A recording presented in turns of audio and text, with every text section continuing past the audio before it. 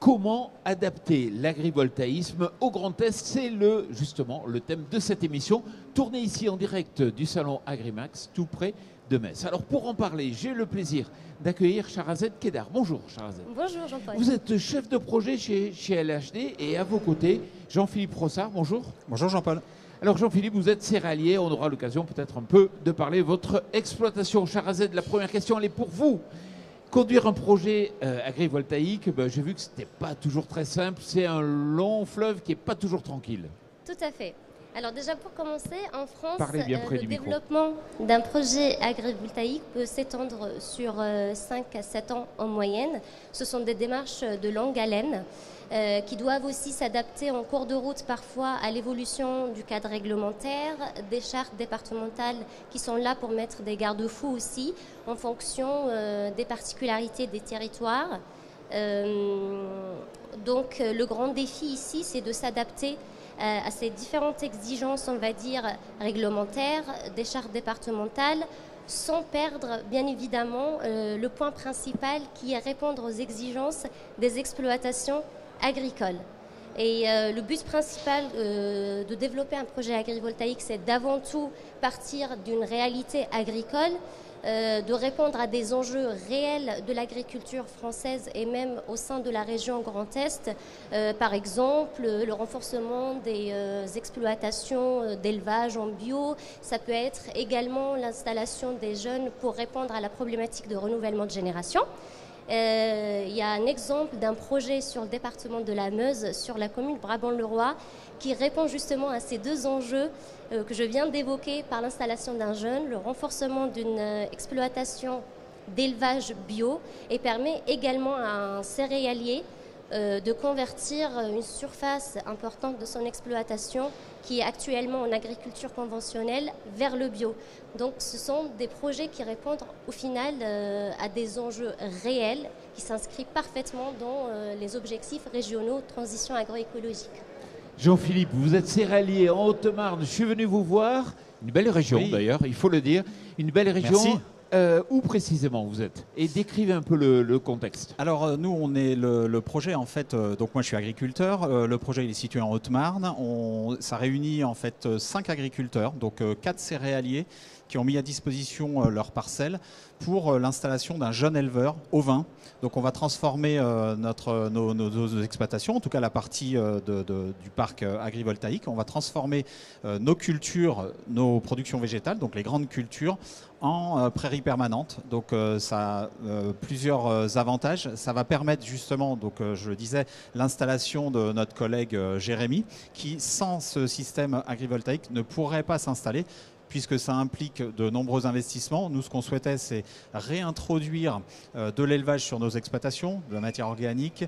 On a parlé de bilan carbone tout à l'heure et de biodiversité. Donc tout ça, ce sont des atouts qui sont possibles grâce à l'agrivoltaïsme.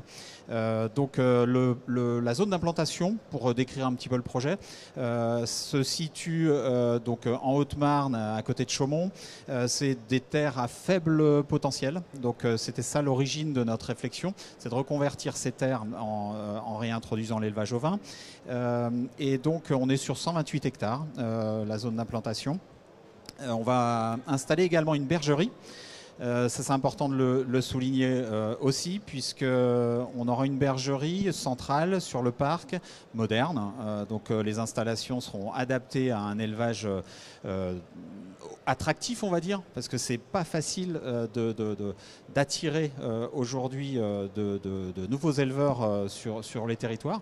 Donc là, on a effectivement un bel outil. Nouvelle bergerie, mais aussi ce sont des espaces, des îlots clôturés, donc avec la problématique du loup aussi, qui est importante de ressouligner, avec aussi l'abreuvage des ovins sur ces parcelles. Donc il y aura 600 brebis sur cette zone de 128 hectares d'implantation. Et vous dites réintroduire, parce que c'est super important aujourd'hui de réintroduire l'élevage qui était présent auparavant. Bien sûr. Et l'agroécologie aujourd'hui amène à ça. C'est des terres qui, effectivement, il y a plusieurs décennies, en fait, étaient déjà dédiées à l'élevage bovin, mais aussi avant encore, on retrouve des traces d'élevage ovin. Donc oui, c'est vraiment cette réintroduction sur le territoire d'un élevage qui existait il y a quelques temps. Jean-Philippe, on vous a reçu ici il y a un an dans le cadre donc de Oui. ce salon. Aujourd'hui, un an plus tard, vous en êtes où? Alors, il y a eu, on a passé un certain nombre de démarches, d'instruction notamment. Aujourd'hui, je dirais que le projet, il est plus entre les mains du développeur parce que c'est plus des aspects techniques qui sont aujourd'hui en cours à travers GLHD qui nous accompagne dans notre projet. Mais nous, on continue cette concertation qui est en fait un pilier en fait, de l'installation de ce type de projet, puisqu'il faut absolument obtenir l'adhésion de tous sur le territoire. Donc on a des soutiens exprimés de la part des communes, des conseils municipaux, des maires, des habitants, des élus locaux. Donc aujourd'hui, voilà, on a bien avancé dans notre projet et on attend cette étape importante de concertation réglementaire finalement, qui est l'enquête publique, de façon à ce qu'on puisse obtenir en fait les soutiens du tissu local, du territoire, que ce soit des habitants, que ce soit des élus, que ce soit toutes les parties prenantes en fait sur ce type de projet. Donc nous, on est confiants sur notre projet. On trouve que c'est un projet de qualité qui est conçu avec beaucoup de... On a intégré beaucoup d'éléments, des atouts en fait dans nos exploitations pour pérenniser nos exploitations, parce que c'est ça en fait l'objectif de ce projet, c'est de pérenniser nos exploitations, de réintroduire de l'élevage, de diversifier nos assolements. Donc voilà, donc on est impatient de passer cette étape qu'est l'enquête publique. Et je me souviens quand j'étais venu pour un reportage donc, sur ce projet, moi j'ai senti que le jeune éleveur, pour lui c'était important d'avancer, d'aller vite. Oui, tout à fait. C'est lui qui est le plus impatient parce que nous, on est sur nos exploitations, elles fonctionnent, mais lui, il a besoin de ce projet. Donc, c'est vrai que le temps de l'instruction, quelquefois, on est très impatient parce que le temps d'instruction est long. Nous, on est plutôt sur des saisons annuelles. On est engagé dans ce projet depuis 4 ans. Donc voilà, c'est ce qui témoigne toute notre impatience. Et effectivement, je me fais le porte-parole de Jérémy, qui est notre berger et notre éleveur ovin sur ce parc, qui est véritablement, lui, il attend ça avec une grande impatience. C'est un vrai... Charazette, c'est vrai qu'il y a une grande variabilité quand on regarde selon les départements, les différentes chartes donc, départementales. Alors, bien que toutes les chartes sont conçues pour cadrer le développement des projets agrivoltaïques, mais on peut avoir, disons qu'elles ne sont pas toutes identiques. Elles peuvent varier en fonction du contexte agricole, et dans la région Grand Est, on a un contexte agricole qui est hétérogène, donc ça se reflète aussi par la variabilité des critères. Les 2 critères qui sont les plus qu'on peut le plus rencontrer sont la limitation, par exemple, de la puissance installée en mégawatts crête. Ça peut également être la surface dédiée au projet agrivoltaïque par exploitant et par propriétaire, mais on peut aussi avoir d'autres critères, par exemple sur le partage du loyer entre l'exploitant et le propriétaire, toujours bien évidemment en faveur de l'exploitant. Donc oui, les chartes ne sont pas forcément toutes identiques et elles sont là justement pour répondre à des spécificités locales. Et vous arrivez à vous adapter au milieu ?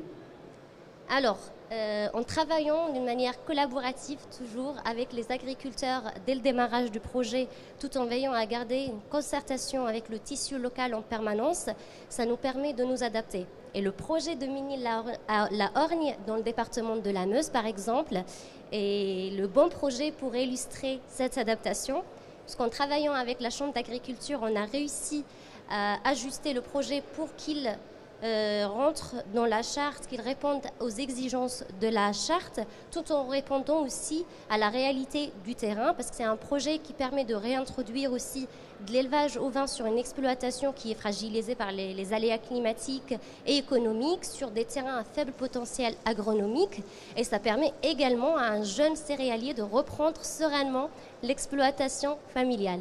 Du positif et de l'avenir, Jean-Philippe Frossard. Merci beaucoup, Charazette Kedar. Merci beaucoup d'être venu ici en direct sur ce plateau. Et puis, merci à vous.